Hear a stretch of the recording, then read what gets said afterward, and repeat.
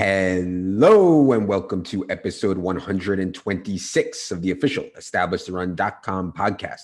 My name is Adam Levitan. I'm one of the co-founders here at ETR. As always, I am joined by fellow co-founder Evan Silva, and today we are going to go team by team through each NFL franchise, talking important Week 7 takeaways, waiver wire guys, role changes, look ahead to Week 8, anything else.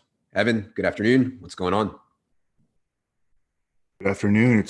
It snowed here in Chicago yesterday. Starting to get cold, dark. That means we're about halfway done with the NFL season. So lots to talk about. Nothing like cold and dark in the winter. I was in Chicago a couple times last year when it was, let's just say brutally cold. And I am moving. And every time I think about moving to Denver, I think that we should have moved to Hawaii or South America instead. But, is what it is.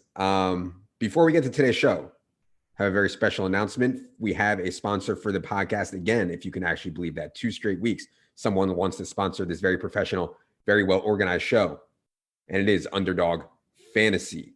The concept that they are running right now that I think is most interesting is something they're calling Battle Royale. It's a combination of DFS and best ball. It's really simple. You draft a 6-player roster in a snake draft, but it's a GPP-style tournament for 1 week. And so the strategy is really interesting. In a 6-round draft, you aren't really going to go deep into the player pool, but you have to think about stacking, and you have to come up with some off-the-board plays that have a reasonable chance, at least for a spike week, because much like in regular DFS, you can't just play the optimal and expect to win a large field tournament. So you can get into the Battle Royale for $5. First place is $4K. After you deposit, be sure to mention on the pop-up that you heard about Underdog on ETR, and you'll be eligible for some ETR swag that we'll have an announcement about soon. Again, underdogfantasy.com, and make sure to enter promo code ETR after you make a deposit. All right, let's get to it with the AFC, Evan, and we'll start with the Baltimore Ravens. They had a bye, and their offense was not exactly humming before the bye. Now they have to play Steelers, Colts, Patriots, Titans, Steelers. No easy task. They did have Mark Ingram hurt before the bye. I haven't seen an update on him, but I kind of think that he'll be back. Either way, I hope to see more J.K. Dobbins, but most importantly for the bye week, hopefully Lamar got his knee right or whatever was bothering him, because he needs to use his legs. Otherwise, he's not going to be separating from the pack in fantasy or really in real life, I don't think, at all. So what are you looking for out of the Ravens as they come out of their bye? Yeah, very, very big real life game between Baltimore and Pittsburgh on tap this week. I think Lamar did get back to near 100%. Before the bye with his knee. He had his best rushing effort in week 6. And then he had the bye week to fully recover. I'll be looking for Mark Ingram. And I think that if we can get a game or two where we can narrow, unfortunately it would happen against the Steelers, but if we can get a game or two where we can narrow the backfield from a 3-man deal to a 2-man deal with J.K. Dobbins and Gus Edwards, at least those guys could be like decent flex plays. When all 3 of the guys are active in the Ravens backfield, you can't even really use any of them. I did want to give an update on the bet that I had. I got a bunch of action, actually, when I tweeted about it. I had the bet with Dink, and then I had a bet with a couple other people on the side about Will Fuller versus Hollywood Brown. Just an update. Will Fuller, 119 DraftKings points. Hollywood Brown, 72.7. So hope we can hang on there. Obviously, Hollywood's had his bye. Will Fuller has not. Also, we should mention Dez Bryant on the practice squad now. I don't know if this means Dez is going to play in the NFL at some point, but he was like crying on social media. He's so happy he's on the Ravens practice squad. I don't know. Would you be picking up Dez Bryant? I don't think I would be, but would you be picking up Dez Bryant? No, I think that the role that he could maybe contribute to them down the stretch would be just as like purely as a red zone 3rd down guy. Maybe playing over Miles Boykin at times. No one gets targets in this offense except for Mark Andrews and Marquise Brown. And I don't think that he comes in and, grabs like even a 5-target per game role. I think that maybe he, sees situational usage. Yeah, he's been out of the league for so long. And obviously Lamar and this passing offense is nowhere near even league average when it comes to producing fantasy points. Okay. Let's go to the Buffalo Bills. And I guess we can say major concern now in Buffalo because Josh Allen's play has really fallen off to the point where it was a struggle for the offense, even against the Jets. And Josh Allen ended up with a fine fantasy day because he ran, obviously, he went over 300 yards, didn't throw for any touchdowns. Do you have concerns long-term about what we've seen out of Josh Allen for the last few weeks? He threw for over 300 and ran for 60. So the problems were just in the red zone. I mean, they just stalled in the red zone, drive after drive after drive. Tyler Bass wound up kicking a bunch of field goals, missed 2 of them. He kicked 6 field goals, man. I mean, they got it. I think that John Brown, like the kind of fall off in play from Josh Allen has correlated with John Brown either out there playing at like 60% tops or not playing at all. Mm-hmm. So they need to get John Brown right. One other thing I noticed is with Zach Moss healthy, it's really tough for us to use either one of Zach Moss or Devin Singletary. You know, Josh Allen stealing so much goal line work, Josh Allen not checking down very much, and also Buffalo leaning extremely pass heavy. You can see Leone tweeted out, you know, this versus expected pass rates, and Buffalo continues to be in the top 3 in the league. I believe they're second right now behind only Seattle. So it's just really tough on Moss and Singletary when both of them are healthy. Speaking of throwing, let's go to Cincinnati.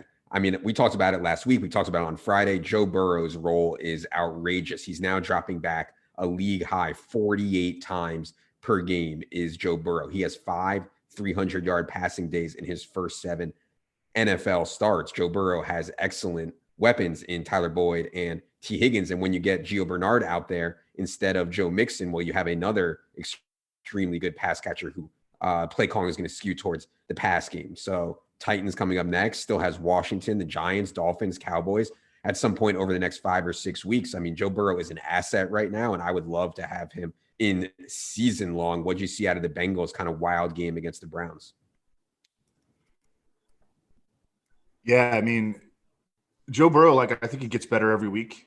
The concern now is the left tackle, Jonah Williams, neck injury, questionable to doubtful for week 8.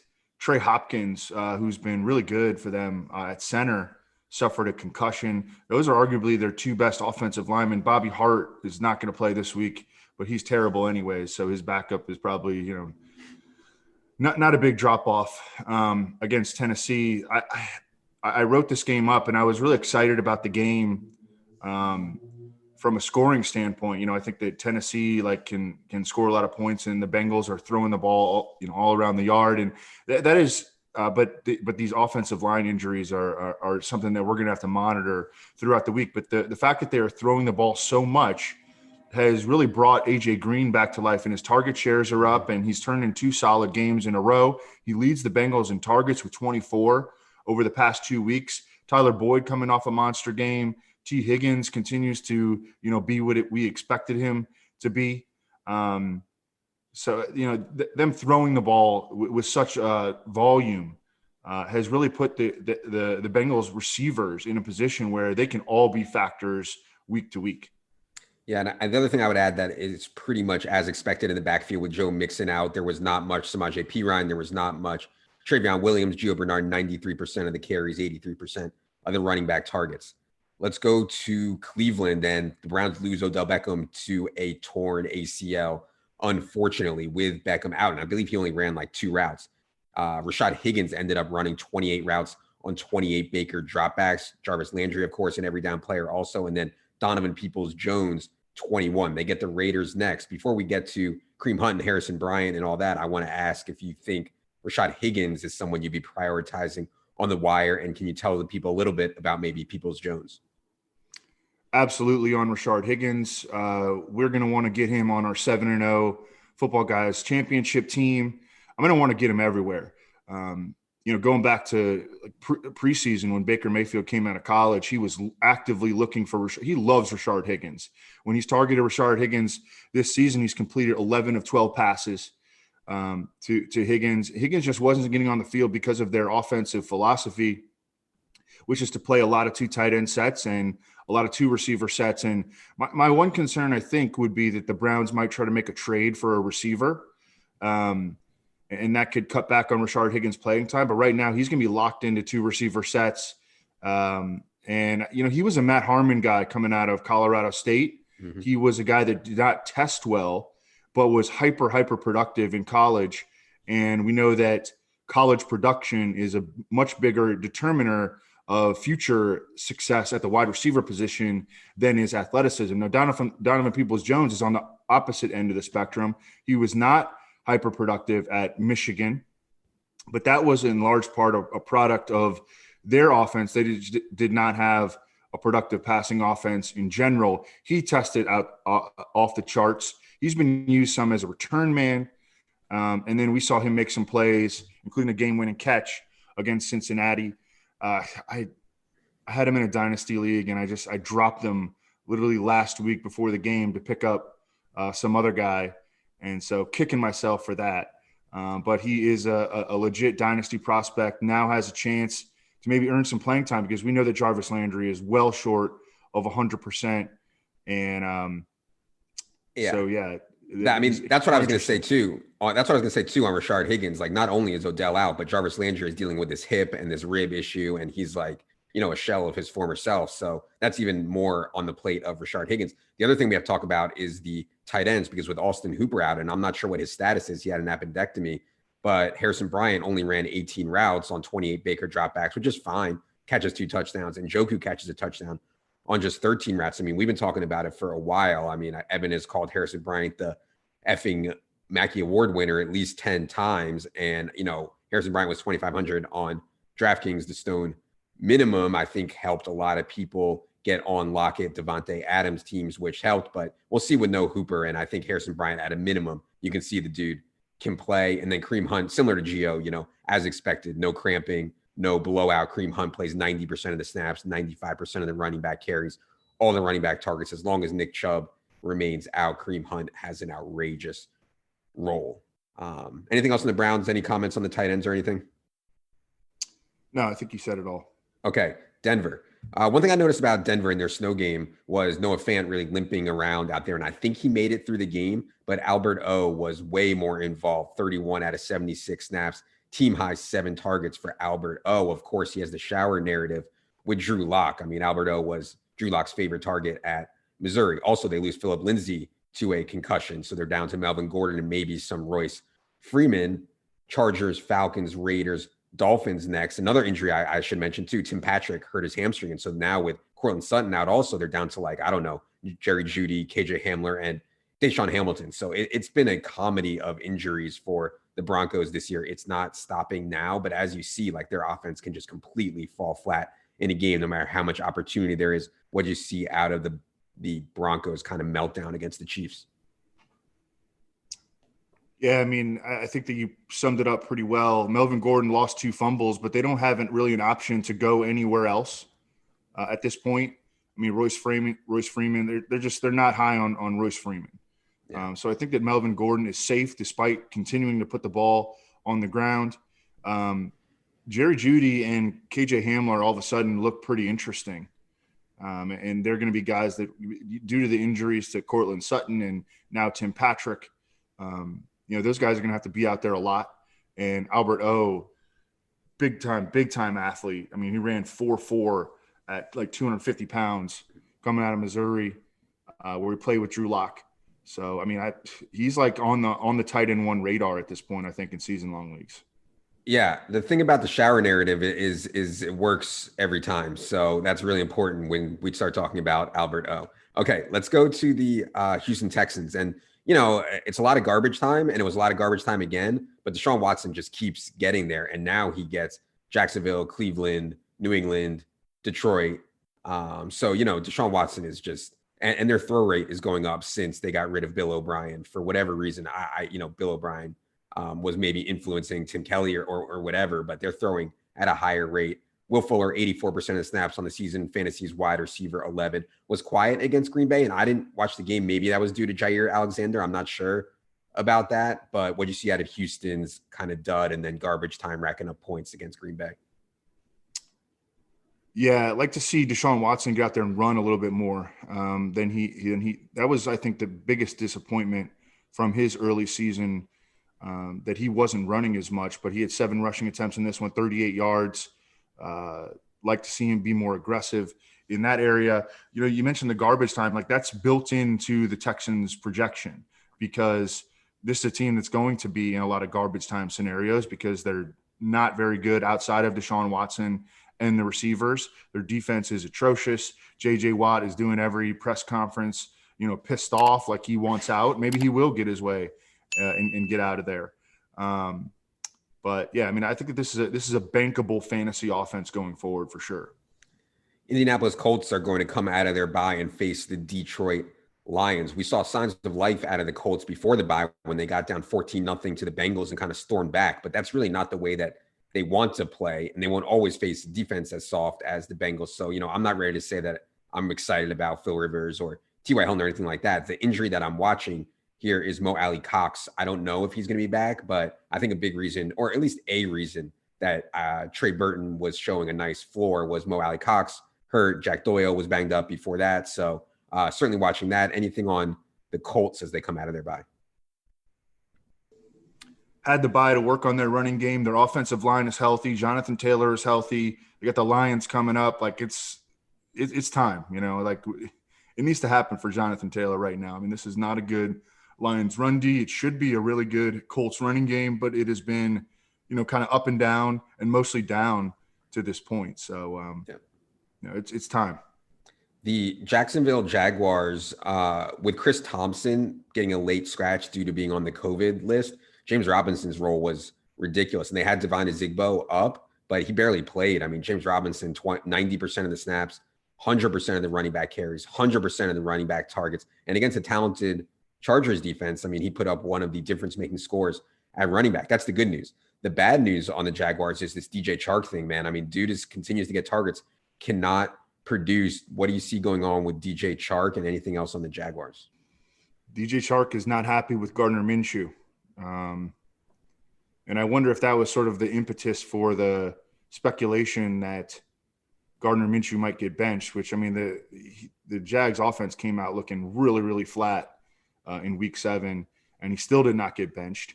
I don't know why they would bench him, though. I mean, for Mike Glennon or, it doesn't make a whole lot of sense to me. I think that he's going to remain the Jaguar starter unless he really, really implodes. But, unsurprising that they didn't have a lot of passing success against the Chargers, who are getting healthier. They got back Melvin Ingram and Justin Jones up front. And, the Jaguars passing game was just sputtered for most of the game against the Chargers. Yeah, really tough to project right now on DJ Chark's situation for sure.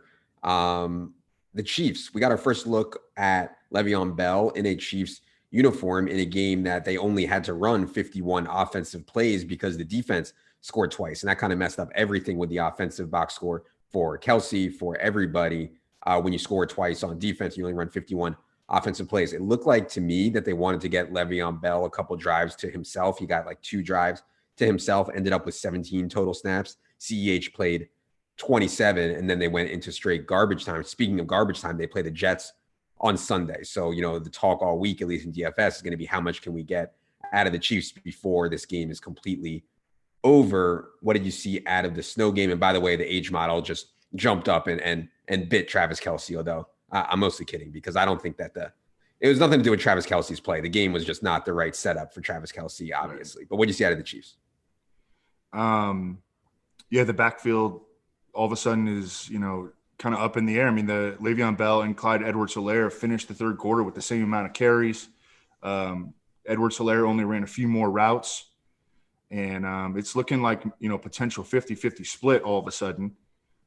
Darrell Williams pulled out. DeAndre Washington actually got the garbage time usage, and he might be making his way into the third string running back role. But I think that we have to lower expectations now for Clyde Edwards-Helaire, and it'll be interesting to see if Andy Reid allows Le'Veon Bell to, have a little bit extra work against the Jets, his former team that just cut him. I mean, that's something that some coaches are willing to do. Yep. Andy Reid, very much known as a player's coach. So we'll see on that. Anyways, like after the game, they're going to say that Andy Reid wanted to get Le'Veon Bell a touchdown. I mean, maybe that's true, but also I think Le'Veon Bell profiles much better as the goal line back than CEH does. And they've been kind of hesitant to use CEH down there after he's failed a few times. And so I think if they get the ball at the 1, it would be Le'Veon Bell, regardless of whether it's the Jets or not. Las Vegas Raiders. as your roommate Daigle pointed out, I mean, Nelson Aguilar's role has been spiking with Brian Edwards out, even with Henry Ruggs healthy. Nelson Aguilar, 79% of the snaps, 11% of the targets, leads the team in air yards over the last few weeks. And so I don't know, man. I mean, I don't think Nelson Aguilar is good enough to sustain with Derek Carr. He's not somebody I would necessarily be adding, but it's at least worth mentioning. What did you see out of the Raiders? Yeah, and Josh Jacobs has not gotten to 100 yards from scrimmage since week 2. Their running game has been a disappointment. His passing game usage is still up, but I mean, he's not like having big receiving games. He's got one game over 25 receiving yards over his past 10. This is the best defense in the league that they were facing in week 7, Tampa Bay. So things are going to loosen up here pretty quickly. Yeah, for sure. And I mean, Josh Jacobs down under 3.5 yards per carry on the season. I think a lot of that is matchup driven, but it's still, not great. Let's go to the Chargers. And, I thought before the season that Keenan Allen was a really strong fade in season long. Obviously, then the Chargers doctor goes out and punctures Tyrod Taylor's lung. And next thing you know, you have Justin Herbert, who's now, by the way, the favorite to win Offensive Rookie of the Year, out there going nuclear in 4 full games with Justin Herbert. Keenan Allen is averaging 13.2 targets per game on a 35% target share. It's like unimaginable. And this is what Keenan needs to go nuclear. We know he can do this. We've seen this with Rivers before, where he just gets there on absolutely wild volume, running underneath routes, but seeing 10, 11, 15 targets in a game. Other thing that I noticed is Donald Parham's season, bud. And Donald Parham, with Virgil Green going down, now has 2 touchdowns. So that's exciting for those guys that played XFL with us. Donald Parham was no doubt, by a mile, the best NFL prospect in the XFL. Last thing we should talk about is the running backs, because there was a lot of talk about Josh Kelly versus Justin Jackson. We didn't know exactly how it would go. Josh Kelly comes in, out snaps Justin Jackson 38-1, out carries Justin Jackson 12-5, and Josh Kelly saw 5 targets of his own, 6 for Justin Jackson. So what do you think about the running backs? Anything else with the Chargers? Yeah, things kind of flipped coming out of the Chargers bye in the backfield. So we're going to have to readjust expectations there. Justin Herbert has been the quarterback 8, quarterback 4, and quarterback 1 overall over his last 3 starts. And if you look at his schedule, absolutely gorgeous going forward. I expect him to be, a guy that we talk about in DFS every week, a guy that people should be playing every week at this point in season-long leagues. Another thing that I noticed is that in the games where Keenan Allen has played and not, left early, Mike Williams has done nothing. Yeah. Since Justin Herbert took over as the Chargers starter. Keenan Allen, the clear-cut alpha receiver there. Hunter Henry got banged up during the game, but I think he returned. So that's good news. But, yeah, I think that Donald Parham is now going to be the number 2 tight end behind him, with Virgil Green having gone down. Yeah. And Hunter Henry maybe not 100% entering week 8. Speaking of XFL guys, PJ Walker has passed Will Grier as the number 2 quarterback. So, it's coming, man. It's coming. Okay, Miami's coming out of the bye. We've already talked about Tua a little bit last week. You can go back and listen to that if you want. But Tua will come out of the bye in a difficult spot against the Rams, Chargers, Cardinals, Chargers. Not the best. He's 5,600 on DraftKings. He's priced around where Ryan Fitzpatrick was, and Ryan Fitzpatrick was underpriced there. I have less expectations for Tua than I did for Ryan Fitzpatrick. Other thing that I'm watching with Miami is, will they healthy scratch Jordan Howard again? Because that's really unlocked Myles Gaskin as a play on a week-to-week basis. Anything with Miami as they get set for Tua season? Well, we have seen, the other rookie quarterbacks, Justin Herbert and Joe Burrow, be very productive in fantasy. And we have seen the Dolphins offense clicking in Shane Gailey's first year. They've got pretty good weapons. Devontae Parker, Preston Williams has come on a little bit after a really slow start. They've been getting stuff out of Adam Shaheen. Mike Gesicki has been highly inconsistent, but he obviously has big playability.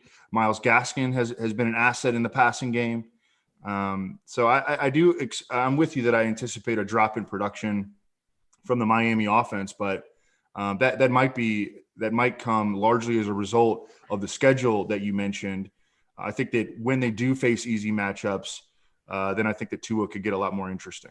Well, what do you think about Tua running at the NFL level? Because that'll really be the key for fantasy. Like, if Tua can run a lot and he's coming off his hip surgery, I assume he's 100% now. But what do you think about Tua as a runner at the NFL level? Do you think he's going to run a lot? He wasn't a super aggressive rusher at Alabama. But I mean, I think he's a good enough athlete to, be a guy that can average like 20 rushing yards a game. Okay.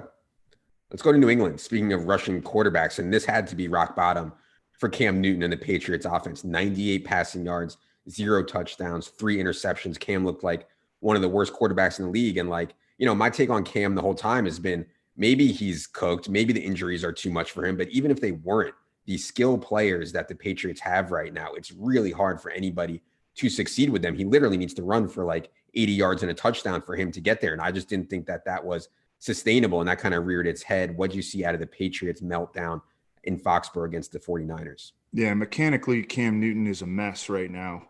This could be in large part a product of just having so little time to work with the Patriots coaches. But, his footwork is all over the place. This has happened to him sporadically throughout his career. But, yeah, I mean, when Jacoby Myers is your leading receiver and Rex Burkhead is your number 2 receiver, which is what happened in Week 7, it's going to be a rough go for the Patriots passing game. And how can we really project it to get a whole lot better with Cam a mess fundamentally? And I mean, they're not going to go out and acquire Randy Moss, in Week 8.